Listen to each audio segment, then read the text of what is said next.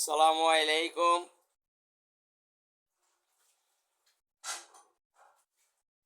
BNP শহীদ president Ziaur Rahman এবং খালেদা জিয়ার আদর্শ নিয়ে রাজনীতি করে। শহীদ প্রেসিডেন্ট জিয়াউর রহমানের নীতি আদর্শ এবং বেগম খালেদা জিয়ার আদর্শ এই তারেক জিয়ার ভিতরে নেই।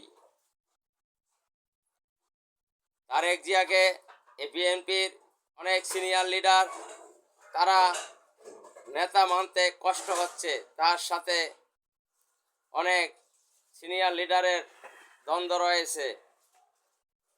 খালেদা জিয়া যদি মৃত্যু হয়ে যায়, এই বিএনপি দুই ভাগ হয়ে যাবে। বিএনপি ভেঙে তছনছ হয়ে যাবে, কারণ ওই চেতনার রাজনীতি করে। চেতনার রাজনীতি এখন আর এদেশের মানুষ খায় না। তারেক জিয়ার কথাবার্তা উচ্ছৃঙ্খল। তিনি কখন কি বলবেন সে নিজেই জানে না। তিনি বাংলাদেশ জামায়াত ইসলামকে নিয়ে যেই বিরূপ মন্তব্য করেছেন, এর তীব্র নিন্দা এবং প্রতিবাদ জানাই। এই জামায়াত ইসলামকে নিয়ে বিএনপি দীর্ঘদিন রাজনীতি করেছে, তাদেরকে নিয়ে সরকার গঠন করেছে, আন্দোলন করেছে, সংগ্রাম করেছে। 1971 সালের জামাত আর এখন 2025 সালের জামাত এক নয়। 1971 সালে যখন মহান মুক্তিযুদ্ধ হয়েছিল, তখন পক্ষ বিপক্ষে লোক ছিল। এক পক্ষ চেয়েছে এদের স্বাধীন হোক, আরেক পক্ষ চেয়েছে যে পাকিস্তানি থাক। এই মহান মুক্তিযুদ্ধের সময় যারা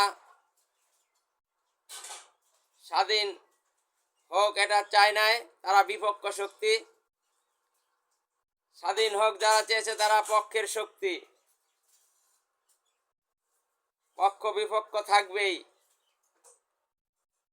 2024 গণবিপ্লবের সময় পক্ষ বিপক্ষ ছিল।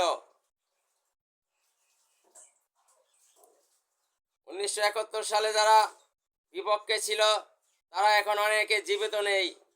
তারা অনেকে মৃত্যুবরণ করেছে, অনেকের ফাঁসি হয়েছে। এই 1971 নিয়ে এখন আর রাজনীতি করলে চলবে না। এখন সব কিছু আপডেট হয়ে গেছে। মানুষ এখন পরিবর্তন চায়।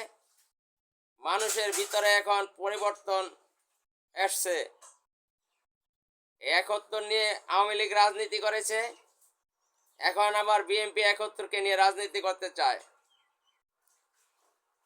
শহীদ প্রেসিডেন্ট জিয়াউর রহমান স্বাধীনতার ঘোষক। এই আওয়ামী লীগ শহীদ প্রেসিডেন্ট জিয়াউর রহমানকে রাজাকার বলেছে, তাকে স্বাধীনতার ঘোষক বলতে তারা রাজি হয় নাই। এটা নিয়ে চরম বিতর্কের সৃষ্টি করেছিল আওয়ামী লীগ। সেই শহীদ প্রেসিডেন্ট জিয়াউর রহমানের সন্তান জনাব তারেক রহমান এখন আবার সে 71-এর চেতনা নিয়ে রাজনীতি করতে চায়। তিনি মাঝে মাঝে অনেক সময় ইসলামকে নিয়ে ঠাট্টা বিদ্রুপ কটাক্ষ করেন। তিনি বলেন রাজনীতি আর ধর্ম এক জিনিস নয়। রাজনীতি আর ধর্ম এক জিনিস নয়, এই কথা যে বলে সে মুসলমান হতে পারে না। কারণ রাজনীতি ধর্ম থেকেই রাজনীতি আসছে, রাজনীতি থেকে ধর্ম আসে নাই। জন্ম থেকে মৃত্যু পর্যন্ত মানুষের ধর্মের সাথে মানুষ সম্পৃক্ত। ধর্ম ছাড়া কোনো মানুষ বাঁচতে পারে না। ধর্ম ছাড়া মানুষ আলোর সন্ধান দেখবে না। ধর্ম ছাড়া মানুষ ন্যায় পথ দেখবে না। ধর্ম যদি না মানে তাহলে তারা অন্ধকারে নিমজ্জিত হয়ে যাবে। ধর্ম মানুষের প্রত্যেকটা কাজের সাথে ওতপ্রোতভাবে জড়িত। কোনো মুসলমানের সন্তান বলতে পারে না যে রাজনীতিতে আবার ধর্মের ব্যবহার হবে কেন। রাজনীতিতে ধর্মের ব্যবহার হবে, ধর্ম অনুযায়ী রাজনীতি করতে হবে। দুনিয়ার সব কিছু চলে